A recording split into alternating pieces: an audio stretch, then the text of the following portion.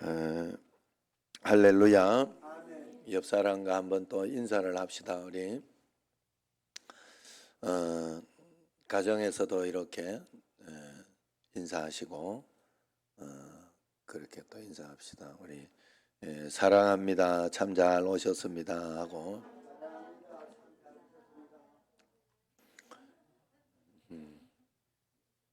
예배가 전부입니다.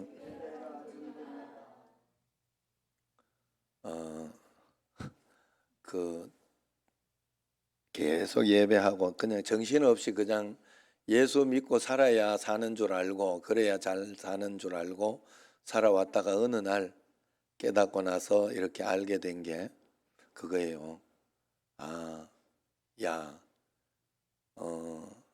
이 세상에는 태어나서 와가지고 하나님만 알다가 하나님 알고 그래서 하나님 안다는 건 하나님이 뜻하신 삶을 하나님 원하시는 삶을 내가 살아내면 굉장히 사람이 더 행복해져요.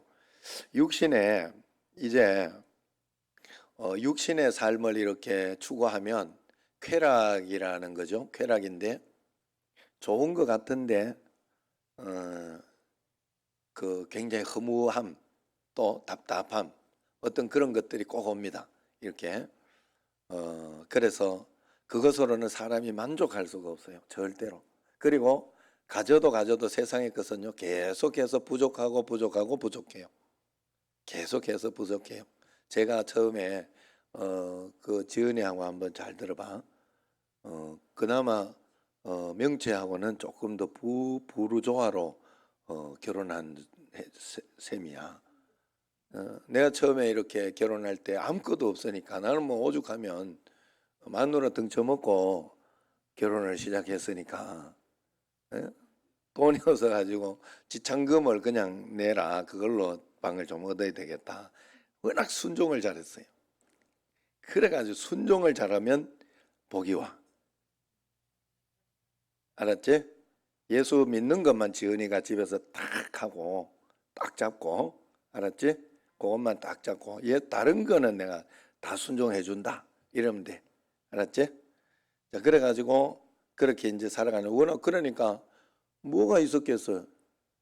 세탁기도 우리 큰형님이 15년 쓰던 거 그거 받아가지고 덜덜거리는 거 그거 받았었지. 큰형님 그거 그 방에 자기 방에 뒀던 하나 있는 냉 장롱 그래가지고 오죽하면요 내가 이렇게 장인 어른이 한 번씩 이렇게 와가지고 우리 집에 와가지고 없는 거 보고 하나씩 이렇게 사주고 갔다니까. 아 장롱이 없구나. 장롱 하나 사줄까 이러고 그럼 아유 뭐 사주면 좋고 안 사줘도 고마이고 괜찮다고 나는 그래 하나씩 사주더라고. 그러면서 이제 그렇게 했는데 그때 이런 이야기를 들었어요. 다 갖춰놓고 사는 것도 좋지만 하나하나 사면서 만들어가는 것도 굉장히 행복하다 그러더라고. 그게 뭔 말인지 몰랐는데 살아가면서 알았어요. 부부가 같이 살면서 이번에는 어떻게 해가지고 냉장고를 구입한다. 냉장 들어오는 기쁨과 어떤 그 행복이 있어요. 살면서 이번에 차를 산다. 차 사는 기쁨과 행복이 있어요. 그러면서 하루하루 이렇게 살아가는 그러니까 갇혀서 사는 것도 괜찮지만은 또 하나하나 풀어내며 가는 삶도 굉장히 행복하다 하는 걸 이야기하는데 제가 지금까지 그렇게 살아온 것 같아요. 하나님 앞에서. 그래서 그게 후회됨이 없고 하나님 앞에서 그런 것 같습니다. 제가 어려서부터 하나님 살아계시다고 늘 믿었지만은 솔직히 하나님보다 세상이 더 커 보였어요. 찡 소리가 나는 것 같아요. 그래서 세상은 너무 크고 강한데 교회는 너무 작고 초라한 것처럼 보였어요. 하나님이 살아계시다면 왜 하나님을 믿지 않는 사람들이 저렇게 많고 또 그들이 세상을 좌지우지하는 것일까 하는 그런 의문이 늘 있었습니다. 그런데 시편 2편을 이렇게 보니까 그 문제에 대해서 하나님은 이야기하고 있다 하는 것을 볼 수 있었어요. 1절에서 3절까지 여러분 한번 같이 읽어봅시다. 시작. 어찌하여 이방 나라들이 분노하며 민족들이 헛된 일을 꾸미는가? 세상의 군환들이 나서며 관원들이 서럽게 하며 여호와와 그의 기름 부음 받은 자를 대적하며 우리가 그들의 맨 것을 끊고 그의 결박을 벗어 버리자 하는도다. 하나님을 부인하고 조롱하는 자들이 세상에 너무 많다는 거 아니에요? 지금 여기에서 민족들이 헛된 일을 꾸미는가, 세상의 군환들이 나서며 하고 관원들이 서럽게 하며 여호와의 기름 부음 받은 자를 대적하며, 교회를 대적하고 믿는 자를 조롱하고, 그것도 뭐 믿는 걸 믿으면 왜 이러냐, 뭐 이렇게 이야기를 한다는 것이죠. 그리고 그들이 세상 권력을 장악하고 있습니다. 세상 군대 대부분을 지휘하고 과학 발전을 이끌며 학교 제도를 운영하고 정부를 이끌고 재계를 지배하죠. 그런 반면 하나님을 믿는 이들은 얼마나 나약합니까? 겨우 기도만 합니다. 순진하게 하나님 말씀만 묵상하고 있어요. 이렇게 해서 언제 세상을 변화시키겠다는 그런 말이겠습니까? 초대교회가 핍박을 받은 이유는 예수님을 왕이라 주라 고백하였기 때문에 일어난 것입니다. 이것은 로마 제국에 있어서는 반역죄인 것이죠. 그러나 오늘날도 마찬가지예요. 예수님을 왕이라고 고백하면 어디서나 문제가 생깁니다. 학교에서, 직장에서, 가족들 사이에서도 심각한 조롱과 따돌림과 공격을 당하게 되네요. 세상은 하나님을 믿지 않고 예수님이 왕이심을 조롱하는 거예요. 예수님 왕이시고 주님 예수 믿으면 좋다 뭐 이렇게 이야기를 하고, 그렇게 할 때도 예 하고 그냥 무시하고 상대도 안 하죠. 그래서 야망이 있고 똑똑한 젊은이들은 교회를 떠나죠. 그래서 이렇게 믿어서는 안 되겠다 생각을 하는 겁니다. 그러나 시편은 우리의 눈을 전혀 새롭게 열어주죠. 4절 말씀을 한번 보세요. 시작. 하늘에 계신 이가 웃으시며 주께서 그들을 비웃으시리로다. 시편은 이 세상 사람들을 보시면서 비웃으시는 하나님, 저는 사실은 지금 이제서야 이게 조금 보여요. 내가 아무리 잘난 것 같고 아무리 세상에서 잘 나가고 그렇게 해도 세상의 어떤 그 잘나감과 부유함과 이런 것은요, 이 요즘 이렇게 뭐 빙판길이 많잖아요. 요즘 설명하기에 굉장히 좋아요. 빙판길 가다가 나는 잘 걷는다고 걷는데도 미끄덩하면 막 끝나는 거예요. 꽈당. 예? 진짜. 막 그게 너무, 그런데 딱 세상의 사람들은 그것을 걷는 것과 똑같다라고 표현해서 딱 맞는 소리예요. 예수님 믿는 사람은 달라요.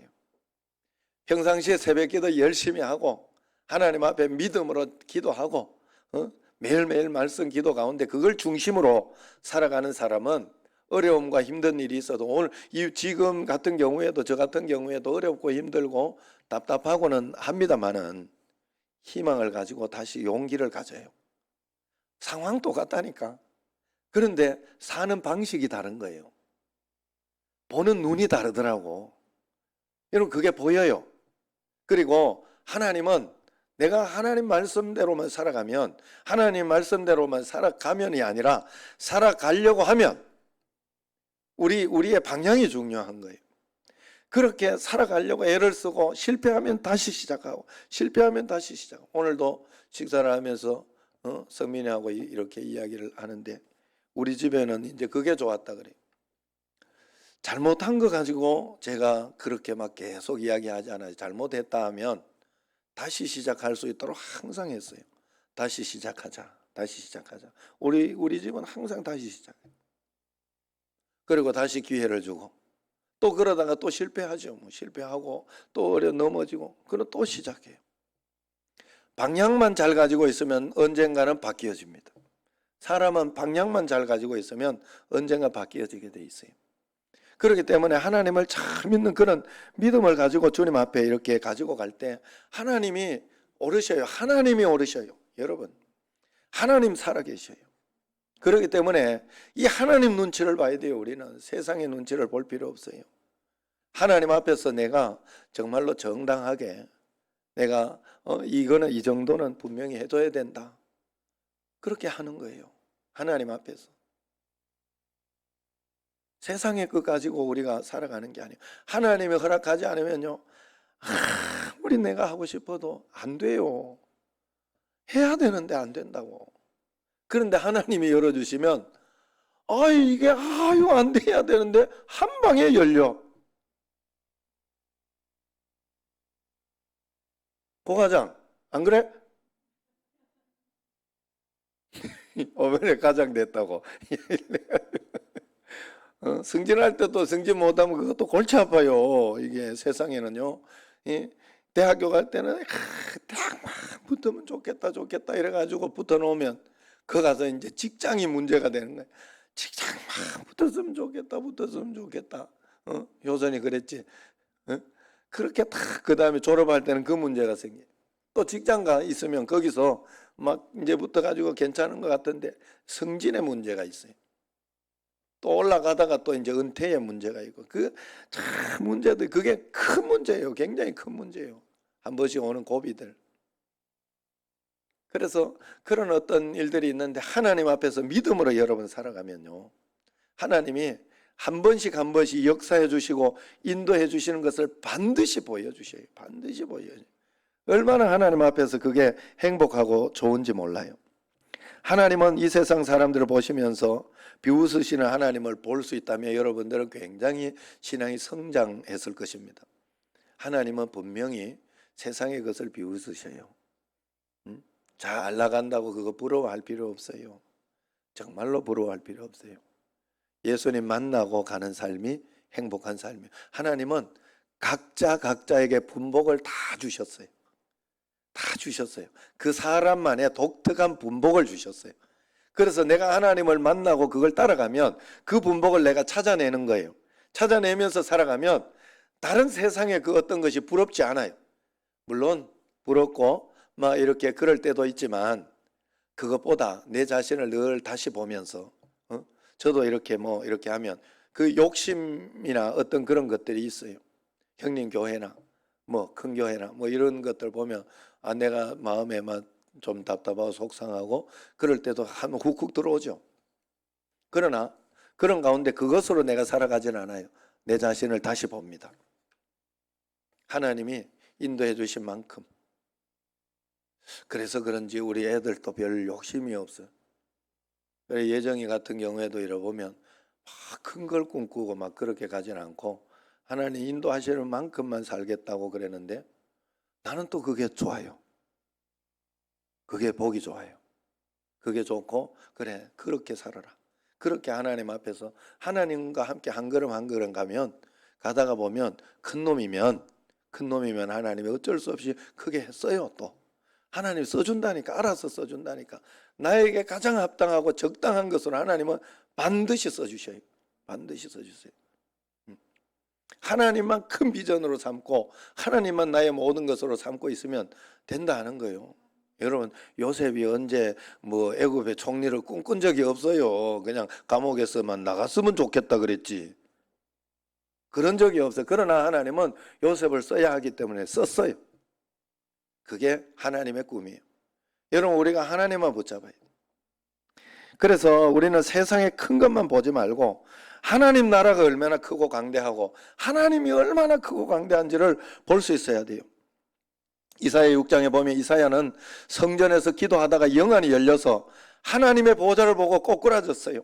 정말로 하나님의 그 어떤 것을 보게 되면 여러분 우리는 정말로 우리의 삶이 변화되게 돼 있어요. 사도 바울은 고린도후서 12장 4절에서 성령에 의하여 셋째 하늘에 이끌어 올라갔다고 합니다. 말로 표현할 수 없는 말을 들었으니 사람이 가히 이르지 못할 말이로다 했어요. 그들이 무엇을 보았고 들었는지 알 수 없습니다. 그러나 분명한 것은 하나님 나라를 보고 난 후에 그들에게 이 세상의 것은 더 이상 커보지 않았고 두렵지 않았다는 거예요. 할렐루야. 아멘. 세상은 전적으로 크기나 숫자로 경제하는 곳입니다. 그러나 힘과 돈과 숫자와 진리가 세상의 모든 것이에요. 이러한 세상에서 우리가 믿음을 지키려고 하면 시편 기자처럼 세상만 보는 자가 아니라 하나님 나라를 보는 영안이 우리에게 열려야 됩니다. 히브리서 12장 1절에 이러므로 우리에게 구름같이 둘러싼 허다한 증인들이 있으니 모든 무거운 것과 얽매이기 쉬운 죄를 벗어버리고 인내로서 우리 앞에 당한 경주를 하며 그랬어요. 그런데 참 이상한 일은 숫자를 과시하고 힘을 자랑하는 세상에 대항하여 하나님의 영광을 드러내려면 스핑크스보다 더 큰 신상을 세우든지 앙코르와트보다 더 신비한 신전을 세우든지 해야 하지 않겠습니까? 그러나 하나님께서는 우리 가운데 늘 볼 수 있는 평범한 사람을 세우신다 하는 거예요. 6절을 한번 보세요. 6절을 보면 내가 나의 왕을 내 거룩한 산 시온에 세웠다 하시리로다. 7절 내가 여호와의 명령을 전하노라. 여호와께서 내게 이르시되 너는 내 아들이라. 오늘 내가 너를 낳았도다. 그렇게 이야기를 합니다. 이 본문에서 언급한 사람은 다윗 왕을 이야기해요. 다윗은 물론 위대한 왕이었어요. 그러나 하나님께서 그를 택하여 기름 부으실 때 그는 정말 보잘것없는 그런 평범한 목동이었어요. 아버지조차 무시했던 8형제의 막내였잖아요. 얼마나 무시했으면 이쪽에 왕을 세우겠다 이렇게 해가지고 기름 부음을 받았을 때 한 명 7명까지는 이렇게 불러놓고 이 중에 하고 니는 저 가서 그 양을 쳐라. 절대 생각을 안 한 거지. 막내가 될 거라고는 아예 상상을 안 한 거지. 그래 너는 양치기, 너는 이 중에서 그냥 첫째 아들 될 거라 생각했겠죠. 세상적인 논리와 원칙으로.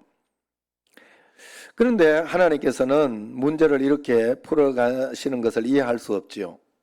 지금 세상이 어떤 세상인데 하나님 참 답답합니다 하는 그런 마음이 들 정도입니다. 이스라엘 백성들 주위에는 장엄한 신전들, 무자비한 군대들, 거인상들, 거대한 도서관들을 뽐내는 세계 열강들에 둘러싸여 있었어요. 그러나 하나님께서는 이스라엘 백성들이 거대한 신전이나 신상 세우는 것을 철저히 금했습니다. 우상을 만들지 말라 했어요. 하나님께서는 오직 사람을 택하여 세우셨어요. 그리고 그를 통하여 하나님의 존재와 통치와 영광을 드러내게 하셨습니다. 예수님께서도 조직도 만드시지 않고 건물도 세우지 않고 책도 쓰시지 않고 오직 제자 12만 세우셨어요. 하나님께서 이렇게 하신 것은 하나님의 전략이 있었기 때문에 그렇습니다. 그게 바로 예수 그리스도였던 것입니다. 하나님께서는 때가 되어서 하나님의 아들이신 예수 그리스도를 통해서 세상을 구원하고 세상을 심판하려 하심을 믿게 하기 위하여 세상의 세력 앞에서 기름 부음 받은 자를 통하여 일하신다는 것을 꾸준히 보게 하려는 것입니다. 히브리서 기자는 시편 2편의 말씀이 예수 그리스도에 대한 예언이 없다고 해석해 주고 있어요. 예수님이 세례를 받으실 때 또 변화산에서 계속하여 하나님께서 너는 내 아들이라 그렇게 말씀했지요. 하나님께서 하나님을 대적하는 세상에 하나님의 영광을 드러내시려고 택하신 방법이 예수 그리스도, 다윗 왕은 그 예수 그리스도 그 예표였던 것입니다. 그러나 예수 그리스도께서 이 세상에 오신 지 2000년이 지났지만은 여전히 하나님을 부인하고 대적하는 이들이 많은 것은 무슨 까닭이겠어요? 그것은 예수님을 믿는 성도들이 할 일이 있기 때문에 그런 것입니다. 하나님께서 불신 세상 열방에 다윗을 세우신 것처럼 지금 이 세상에 예수님을 주로 영접한 성도들을 세우고 계시다 하는 거예요. 저는 시편 2편을 묵상하면서 12절 그의 아들에게 입맞추라 하는 말씀에 사로잡혔어요. 한 주간 내내 이 말씀이 제 머리를 떠나지 않았습니다. 입맞춤이라는 것은 우리에게 익숙지 않은 풍습이죠. 입맞춤은 우리에게는 사랑하는 연인이나 부모 자녀들 사이에나 허용되는 그런 일입니다. 그러나 한 가지 분명히 깨달아지는 것은 예수님을 믿되 비인격적으로 신으로 믿지 말고 예수님을 실제로 만나고 사랑하고 친밀히 교제하고 하나 되라는 것이지요. 이런 성도들을 통해서 세상에 하나님이 증거되는 것이라 하는 겁니다. 무신론자들은 두 종류가 있어요. 공개적으로 하나님을 무시하고 부정하는 사람들이 있는 반면 하나님의 존재를 믿는다고 하나 삶으로는 전혀 하나님을 믿는 증거가 없는 사람이 무신론자예요. 그래서 디도서 1장 16절을 보면 그들이 하나님을 시인하기는 하나 행위로는 부인하니 가증한 자요 복종하지 아니하는 자요 모든 선한 일을 버리는 자니라 그렇게 이야기를 했어요. 안타깝게도 많은 그리스도인들이 바른 믿음으로 그렇게 살지를 못하고 있어요. 그래서 계시록 3장 1절을 보면 내가 내 행위를 아노니 네가 살았다 하는 이름은 가졌으나 죽은 자로다 그렇게 이야기를 합니다. 우리가 살았다 믿는 것 같은데 죽은 자가 있어요. 그렇게 우리가 믿으면 안 된다는 거예요. 여러분 예수님 믿고 세상 살아가는 세상의 두려움이 여러분 사라지셨습니까? 세상의 염려가 없어졌습니까? 믿음은 그 사람의 표정에서 알 수 있는 거예요. 여러분 사실 실제로 하나님이 믿어지면 세상의 염려는 떠나가게 돼 있어요. 걱정이 안 돼요. 하나님께서 인도하시는 대로 가겠다 하고 맡기게 됩니다. 그래서 그 표정 가운데 살아가면서 하나님 앞에서 이렇게 걱정이 저 사람은 걱정이 있어야 되는데도 걱정을 안 하는 것 같단 말이에요. 어디 그러면 믿는 데가 있나 봐요. 믿는 곳이 있나 봐요. 믿는 구석이 있나 봐요. 이렇게 말하지 않겠어요? 여러분들이 표정과 삶에서 어디 믿는 구석이 강연에는 어디 믿는 구석이 있나 보다 하는 그런 느낌의 삶을 우리가 살아내야 된다. 할렐루야. 예수님과 입 맞추는 관계가 바로 입 맞추는 관계가 있는 성도여야 세상을 이기는 자가 될 것입니다. 예수님께 입 맞추라는 것은 어떻게 하라는 겁니까? 영적인 예배를 드리라는 거예요. 하나님 앞에서. 11절을 한번 같이 읽어봅시다. 11절 시작. 여호와를 경외함으로 섬기고 떨며 즐거워할지어다. 그렇습니다. 우리가 예배가 단순히 설교를 듣는 집회가 아니라 예수님께 입 맞추는 시간이 돼야 돼요. 예배 때마다 진정 하나님을 경외하고 찬양하고 기뻐하면 세상을 보는 눈이 달라집니다. 커 보이던 세상은 너무나 작아지고 작아 보이던 하나님은 너무나 커 보이게 될 것입니다. 그래서 10절 말씀을 보면 같이요. 그런즉 고난들아 너희는 지혜를 얻으며 세상의 재판관들아 너희는 교훈을 받을지어다 하신 것이 예수님께 입 맞추는 것과 같은 예배는 창녀였던 마리아가 바리새인 시몬의 집에 들어가 예수님 앞에서 눈물로 발을 적시고 머리를 풀어서 발을 닦고 엎드려 그의 발에 입을 맞추었던 것 같이 예수님께 그렇게 나아가는 것입니다. 탕자가 아버지를 향해 돌아올 때 기다리고 계시던 아버지는 달려 나아가서 아들을 껴안고 거지처럼 되어버린 아들과 입을 맞추었던 것이 예수님께 나아가는 것입니다. 신하가 왕에게 복종을 다짐할 때 왕의 발에 입을 맞추는 것 같이 예수님께 나아가는 것은 그런 것입니다. 제가 어렸을 때 누구도 예배가 예수님과 입 맞추는 그런 시간임을 가르쳐 준 사람이 없었어요. 계속 떠들지 마라 이 소리만 가르쳐줬지. 목사가 되고서도 예배 순서, 기도자, 성가대, 설교에만 관심이 있었지 솔직히 하나님을 거의 의식하지 못했던 것 같습니다. 하나님 감사합니다. 하나님 사랑합니다. 마음에서 우러나오는 고백도 잘 못해봤어요. 이런 예배는 세상을 이길 수가 없어요. 그러나 예배는 내가 보는 것이 아니라 내가 드리는 것이고 예배는 하나님이 받으시는 것이다. 내가 예배 받으러 온 거 아니에요. 내가 예배 보러 온 거 아니고 내가 예배 평가하러 온 거 아닌데 우리는 항상 예배를 평가할 때가 굉장히 많아요. 설교를 평가할 때도 많고 한동안 아내가 설교를 얼마나 평가를 하는지 내가 미치는 줄 알았어요. 물론 내한테 다 득되는 말이고 좋은 말이에요. 그러나 제가 마음속에서 정말 긍휼히 여기는 마음으로 진심으로 한 게 설교는 그렇게 하는 게 아니에요. 말씀을 들어야 되는 거예요. 들어야 되는 거예요. 아유, 어떻게 좋은 설교가 있고 나쁜 설교지 그냥. 성경 말씀이 좋은 말씀이 있고 나쁜 말씀이 없는 것과 똑같은 권위예요. 설교는 그 권위. 강대상에 세우고 나서는 그 다음에는 내가 알아서 그것을 잘 받아들여야 돼요. 잘 이렇게 그러니까 옥토밭으로 만들어서 받아 먹어야 하는 거예요. 그래서 어떤 사람은 막 사투리를 쓰면서 하면 아이고 사투리 듣기 싫다 이렇게 하면 안 돼요. 그냥 그 속에서 드리는 그 마치 우리가 저번에 우리 부흥회 때 박태구 권사님 제가 설교 마칠 때마다 여러분들 말씀드렸잖아요. 내용을 잘 들으시라고 내용을 태도 뭐 이런 거 뭐, 그 다음에 막 이렇게 강하게 하고 세게 하고 이런, 그걸 보지 말아요. 이미 세웠으면, 아니, 난 다니엘 기도회처럼 할 줄 알았지. 그들은 얼마나 알싸리 하고 이렇게. 왜냐하면 다니엘 기도는 다 보고, 그 다니엘 기도 그냥 하는 거 아니에요. 절대로. 그 내용을 다 미리 보고 해야 돼요. 이렇게 할 겁니다라고. 그 점검 받고 하는 거예요.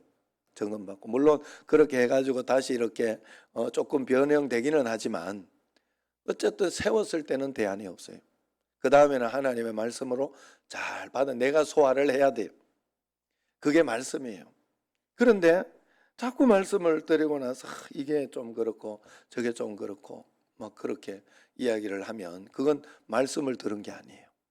말씀을 내가 평가하고 있었고, 그래서 왜 그러는가 하면 다른 분들은 그러지 않은데 왜 그런가 하면 아내이기 때문에 그런 거예요. 아내이기 때문에. 아내이기 때문에 이런 거 저런 거 이제 조언을 해주려고 그러는 거예요. 그래도 좋지 않다 내가 이야기했어요. 그럼 뭐 지금은 그런 소리는 안 해. 하고 싶어도 꾹 참고 있는 것 같아. 예. 그래도 어쨌든 간에 하나님 앞에서는 여러분들이 꼭 그 마음으로 주님 앞에, 하나님 앞에는 11절 보세요. 여호와를 경외함으로 섬기고 떨며 즐거워할. 오늘 예배는, 지금 예배는 하나님이 정말 내 이 예배를 온전하게 받으실까 하고 두렵고 떨리는 마음으로 말씀을 받아야 하는 자리예요. 여기 대통령이 와서, 우리는 늘 그 의식을 여러분들 안 되면 마음속에서 대통령이 여기 와가지고 지금 이야기를 하고 있고 그렇게 하고 있고 우리의 모든 것을 보고 있다 이렇게 생각을 하면 정신이 바짝 안 날까? 혜진이 옆에 어떻게 생각해? 나겠지? 그래, 하나님 앞에서 꼭 그런 마음으로 우리가 안 되면 그렇게라도 여러분들이 자꾸 마음을 한 번씩 바꿔야 돼요. 그러면 그것이 여러분에게 좋은 훈련과 연습이 반드시 됩니다. 반드시 됩니다. 그래서 하나님 앞에서 그런 마음으로 여러분들이 꼭 그 의식이 있고 나서 예배는 그래 하나님이 받으시는 거구나. 하나님이 받으시는 건데 내가 예배를 본다고 생각하고 그렇게 드렸다 하고 생각하고 나서 참 하나님 앞에서 회개한 적이 있어요. 어떤 목사님은 그런 이야기 하더라고요. 자신의 교회 예배는 꼭 추도식 같다고. 예배는 예수님을 모시는 시간이에요.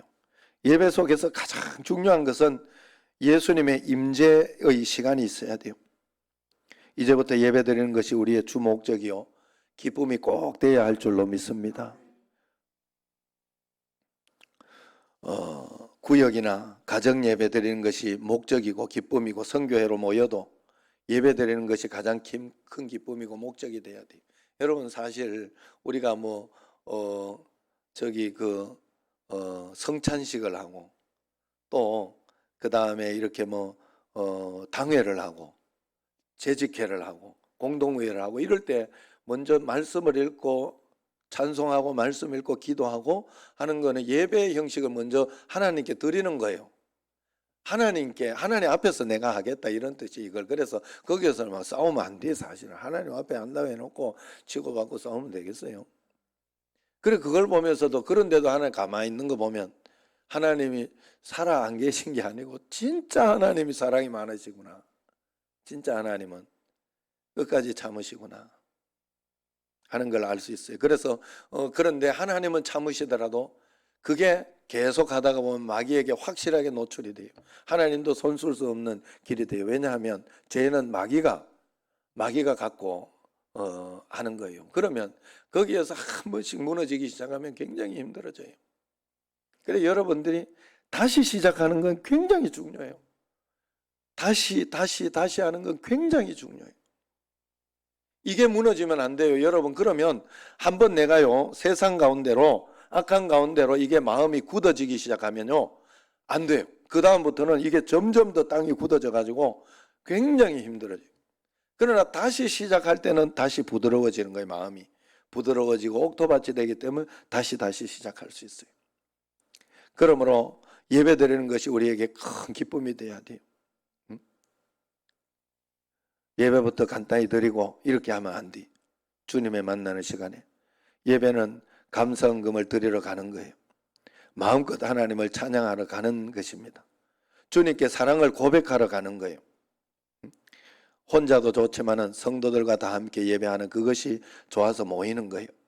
예배 시간을 조금 더 길게 가집시다. 이렇게 이야기를 해야 돼요. 우리가 예수님을 이렇게 믿으면 세상에서 하나님의 영광이 드러나는 거예요. 사실은 초기 예배는 3시간, 4시간 막 이렇게 예배 드렸잖아요. 그런데 우리가 그것이 좋고 그런 줄 알면서도 어느 날부터인가 이게 타성에 딱 적기 시작해가지고, 그래도 우리 교회는 이제 그건 없앴죠.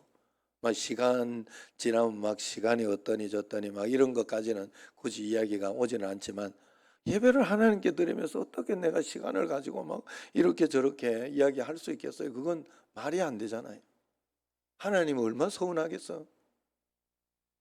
내가 하나님을 만나고 나서 진짜 그 제일 이렇게 하나님 앞에 기쁜 마음으로 하나님 앞에 이렇게 하나님을 어느 날 인격적으로 이제 옛날에는 배움으로 이렇게 하나님을 만났다면 인격적으로 만나가 제일 처음 한 게 그거였어요. 뭔가 하면 내가 하나님께 난 진짜 귀한 거 드리고 싶은데, 돈도 드리고 싶은데 하나님께 내가 어떻게 하는 게 하나님 기뻐하시고 나 하나님 정말 사랑하는데 어떻게 하는 게 좋을까 하는 마음이 들었는데, 그때 내 마음에 든 게 새벽 기도를 해야 되겠다. 돈은 뭐 그래가지고 내가 헌금도 적게 한 게 아니에요. 헌금을 그렇다고 많이 한 것도 아닌데 내가 받는 사례비 대비 많이 했다 이 말이. 대비 굉장히 많이. 그러니까 오죽하면 그 결혼식 주례하시는 그 목사님이 그 주례사를 그걸로 했다니. 그 주례사를 이 박영준 전도사는, 그때 내가 교육전사니까 전도사는 헌금을 많이 해서 됐다 이러더라고. 그분이 굉장히 인격적인 분이에요. 막 돈 가지고 이야기하는 분이 절대 아니에요. 그 목사님이. 근데 그분이 솔직히 정재철 목사님, 나 주례한 목사님. 그래 그걸 이야기하면서 이야기를 하는 거예요. 그 왜 그럴까요? 내가 하나님 앞에 하나님 사랑함으로 내가 뭘 할 수 있을까를 생각해 봤더니, 내가 정말 하나님 사랑하면 새벽 기도가 제일 일어나기 싫고, 또 제일 첫 번째 내가 하나님께 탁 드리는 거고, 정결하게 하나님 앞에 새벽에 정한수 떠놓고 하듯이, 정말로 여러분 내가 귀한 치성을 드릴 때는 정한수 떠놓고 새벽에 일어나서 목욕제기하고 하는 거잖아. 아니요? 내가 그 마음에 하나님 앞에 내 새벽 기도를 드려야 되겠다. 그래서 청년 때부터 내가 새벽 기도를 한 거예요. 하나님 앞에 귀한 거, 제일 첫 것을 드리고 싶어서, 귀한 거 드리고 싶어서. 예배가 그런 거예요. 하나님 앞에서. 자, 그럼 8절 한번 같이 한번 읽어봅시다. 시작. 내게 구하라. 내가 이방 나라를 내 유업으로 주리니 내 소유가 땅끝까지 이르리로다. 자, 이 일은 예수 그리스도의 초림과 재림에 대해서 말씀하고 있는 내용이죠. 하나님을 대적하는 자들이 아무리 부인하고 무시하고 조롱해도 하나님의 나라는 장엄하게 이 땅 위에 임할 것이고 이미 시작되었다는 겁니다. 구원받지 못할 자에게 마지막 심판날 무서운 공포가 임할 것이라 이야기도 합니다. 9절 말씀 시작. 내가 철장으로 그들을 깨트림이여 질그릇같이 부수리라 하시도다 그랬어요. 또 12절 보면 마지막에 이렇게 보면 그렇지 아니하면 진노하심으로 너희가 길에서 망하리니 그의 진노가 급하심이라. 여호와께 피하는 모든 사람은 다 복이 있도다. 그의 아들에게 입맞춤으로 우리가 하나님 앞에 나아가지 아니하면 진노하심이 있을 수도 있다라고 이야기를 합니다. 얼마나 이것이 무서웠으면 계시록 6장 16절에 보면 산들과 바위에서 말하되 우리 위에 떨어져 보좌에 앉으신 이의 얼굴에서와 그 어린 양의 진노에서 우리를 가리라 할 것이, 그렇게 이야기를 했습니다. 누구에게 이 진노가 임하느냐? 예수님과 입맞춤하는 관계가 아닌 사람들에게 그렇다고 했어요. 그러나 여호와를 의지하는 자는 여호와께 피하는 모든 사람은 다 복이 있도다. 그렇게 이야기를 하고 있습니다. 시편 2편의 결론입니다. 예수님과 이처럼 우리가 하나가 되면 세상을 보는 눈이 달라지고 세상의 문제는 너무 작아지고 하나님은 너무나 커 보이게 될 수 있습니다. 세상 나라와 비교할 수 없이 하나님 나라가 크고 하나님과 동행하는 삶이 기뻐질 것입니다. 예수님께 입맞추는 그의 아들에게 입맞추라. 예수님에게 입맞추라 하는 그런 뜻이에요. 입맞춤의 예배, 입맞춤의 삶을 살아내라. 주님과 입맞추는 관계가 되라 하는 그런 삶을 우리가 매일매일 살아내는 여러분과 저가 되기를 주의 이름으로 축원합니다. 우리